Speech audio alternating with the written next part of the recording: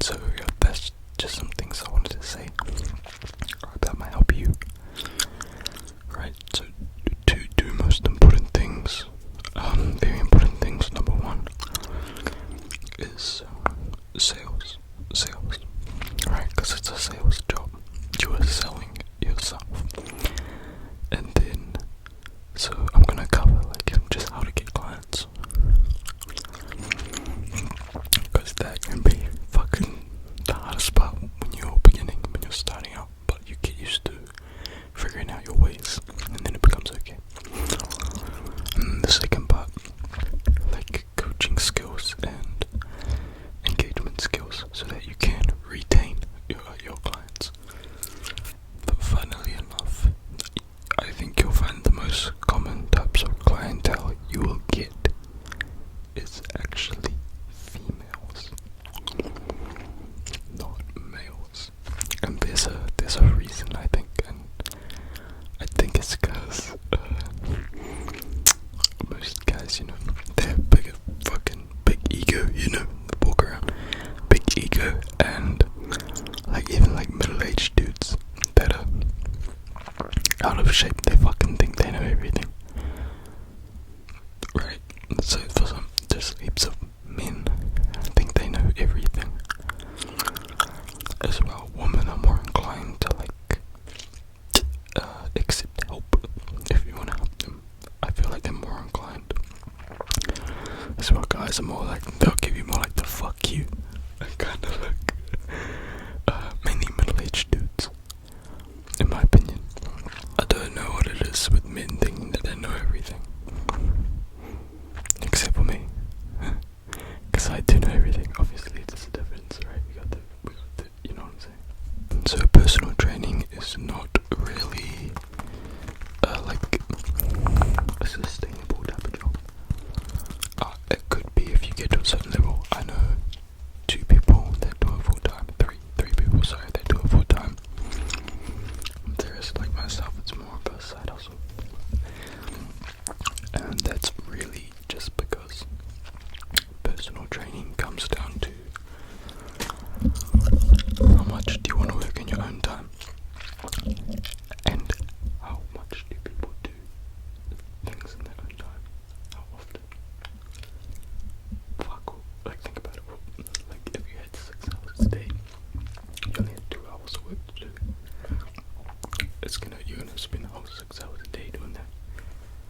2 hours of work, you're somehow gonna manage to stretch it out to 6 hours. You know what I mean? Procrastination. People just can't manage time well, and I think therefore is a big reason most people fail to be trainers. Just time management, really. But because you can make such a good, today I'll say, today I made $120 just off of 1 hour of just personal training, just hourly, hourly are good. Always good to go for, because all I do, I just listen to them, hear them out. They like to just ask them questions, and then they'll just repeat to you their life story 4 times, and you're just yeah, you just agree and tell them how you can help, and then they don't mind dishing out their sweet money. They don't mind it. I was so happy about that today. I was like, fuck you. Who makes 120 on a Sunday? But it can be good, fast money if you utilize your time wisely, which so many of us do not, which is why most don't succeed. Yeah, for me, you gotta tick 5 boxes.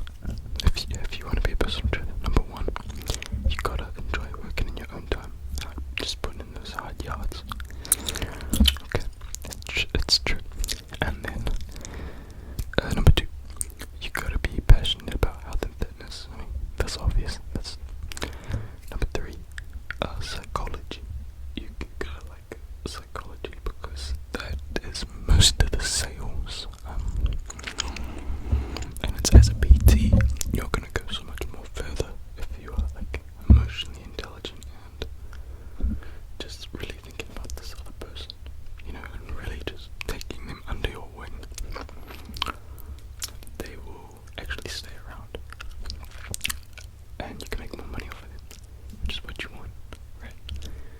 So yeah, psychology, just understanding emotions, dealing with emotions, and things like that.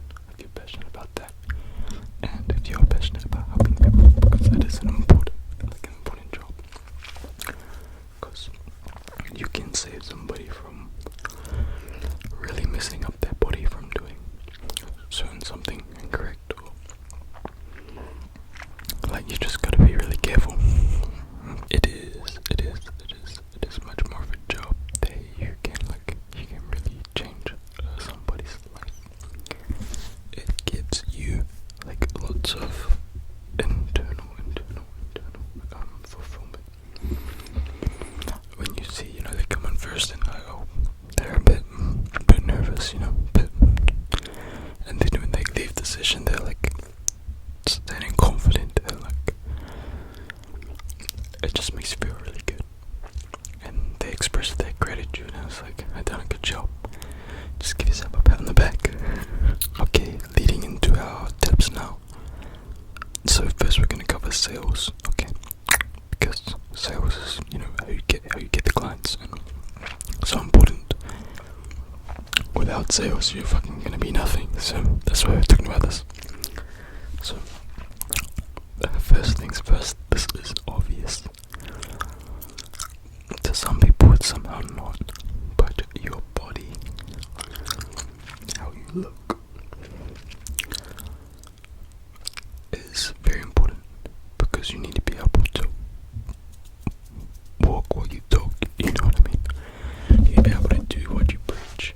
And it's just like people will look at you and think, I want to look like you, so I'm going to pick you as my trainer. That's literally as far as they think you could do, have top tier, degrees. But if you don't look good, they're going to skip you. Okay? Because in their head, they think that you're their trainer, and they'll end up looking like you. That's logically how most of them think, I guess. Oh fuck, I just did a mistake that I'm going to talk about. And then I'm trying to get rid of. I just did a mistake. I'll tell you later. Actually, no. Let's talk about this mistake now, because we just did it. Right? And it's just about having confidence in what you were saying. Okay, so let's say we're talking lateral raises. Okay, let's say we're talking lateral raises, and I say point your elbow, lead the movement with your elbow. So your elbow's going up first, right? Let's just say that. Lead the movement with your elbow, okay? If I say, I think you lead the movement with your elbow, or move the... I'm confusing myself. Lead the movement with your elbow, I think. Just saying maybe, I think, I guess, which is what I said, is a bad habit. It turns clients down immediately. They think that you don't know what you're fully talking about, which is bad. You might know, but even though you saying things I think, cutting yourself short, it just doesn't go well for you. You lose, people lose trust quite fast. They start reading that, they're like, oh, this person is unconfident and doesn't believe in the information that they're sharing, which is just not good. It's not good. So that's a habit that you want to cut. This one that I'm trying to cut, and I do cut it in the gym, because I've been catching myself saying it. So yeah, but I've been getting better, and they'll just trust your word way more. When they trust your word, they fucking do what you say, which is obviously a hell of a lot more easier. So we get your body having confidence in what you are actually saying. No, I think, no, I guess. And then next we got two that you can do in the gym. Work the desk and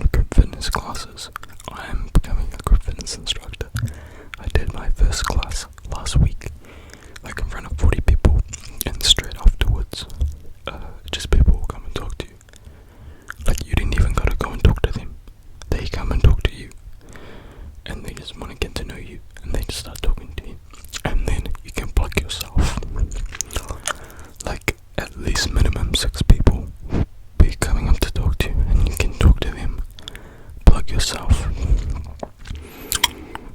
It's perfect. It's probably the easiest way to get clients because you don't have to approach them.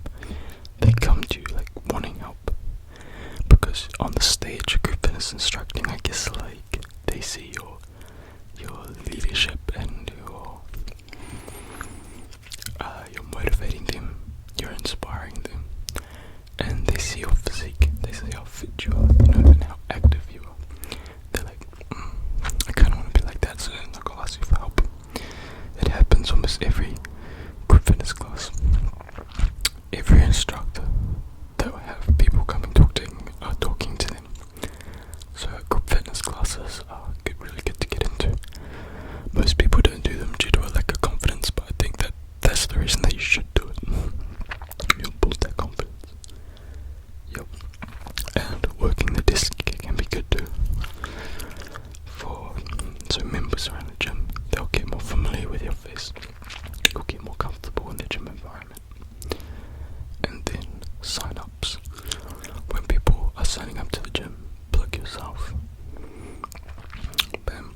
And then you can look at the most recent sign-ups.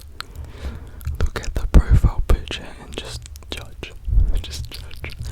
Just think, does this person look new? If they look new, maybe offer them a free session. Just say, a 10% discount on a PT session. Just offer yourself. Just make those calls. Man, yeah, I hate calling, to be honest. I don't like it. I'm still not used to it. But it is an important sales skill that you can really excel. Because doing it on your phone, you could do so much on your phone. You could do so much. So those are some like logical ones that you can really just do. Become a group fitness instructor and teach. Work at the desk for sign-ups, waiting for those sign-ups to plug yourself, and looking at the recent sign-ups to call their numbers, and just ask, just be polite.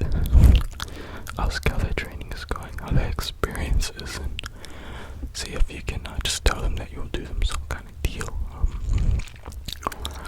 Things like that. So with the emotional, trying to connect to them emotionally, I'm going to give you a few pointers to help. For me personally, doing a consultation, I actually rather do it outside of the gym.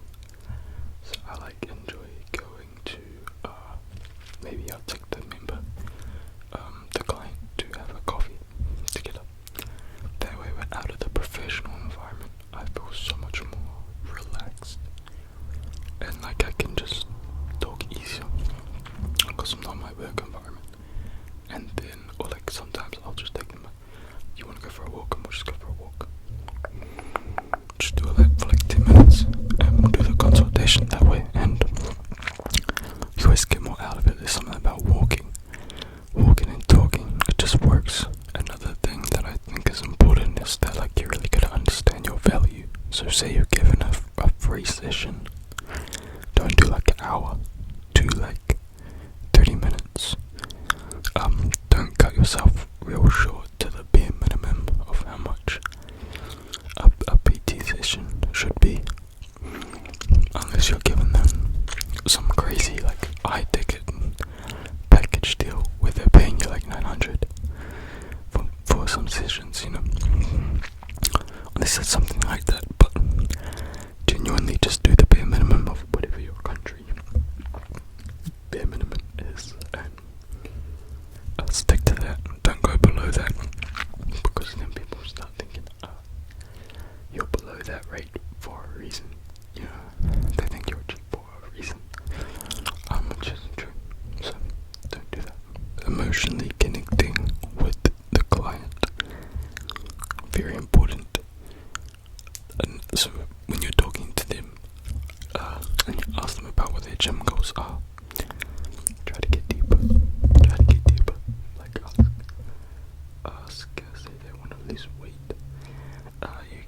You can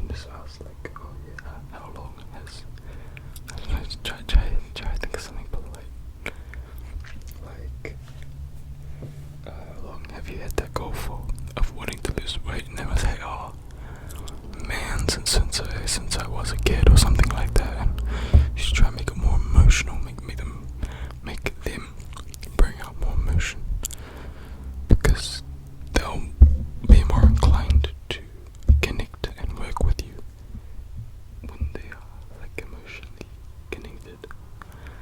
Feel some emotional connection, and then you just reassure them. Like, it's real good best situation when you get someone and they're like, oh, I want to lose weight, and they say something like, I got a sports game that I'm training for 3 months time.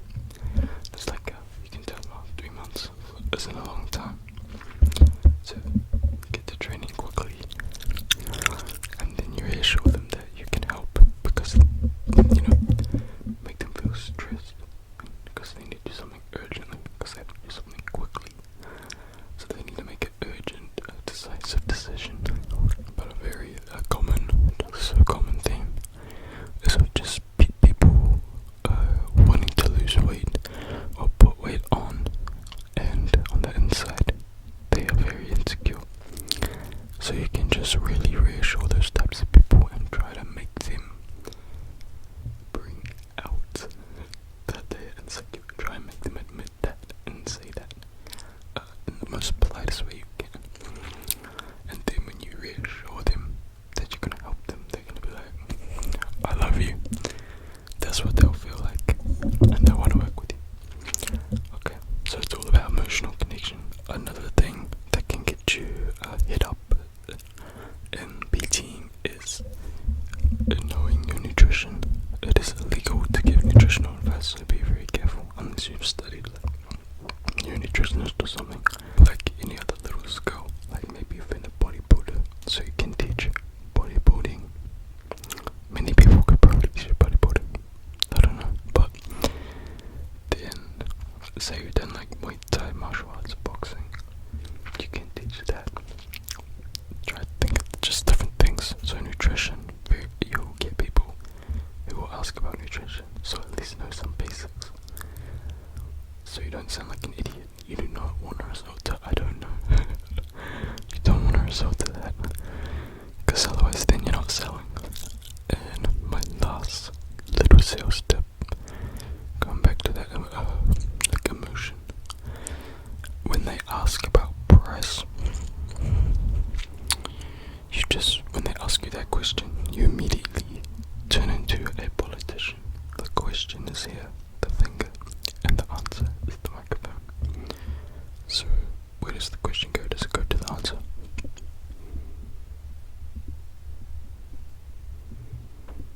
It fucking goes around. It goes around the answer. So when people talk about price, they ask you the prices because it is so expensive, and the people don't want to give up their money, which is fair enough. You can't blame them at all. You need to start being able to bring up just offers and deals, and or you could just say, oh, it depends the situation, it depends how much I'm going to train you, it depends, how much I'm going to do this, how much I'm going to do that. You just want to try and avoid giving us straight, oh, it's $60 an hour. Like that's it. You don't really want to do that. You kind of want to go around it, and then eventually you could say it's $60 an hour. But if you do say that, keep going around it, start offering some deals, go around it, you know what I mean? You don't. That question is terrible when they ask about price. Just give them some things to think about. Give them a buy one, you get one free. Give them you buy 5 sessions, it's $250. So you get $10 off each session. So you're saving $50, right? Yeah, I think so, yeah. So, like, just little things. Give them offers and packages to think about. Because most of the time, when they hear that $60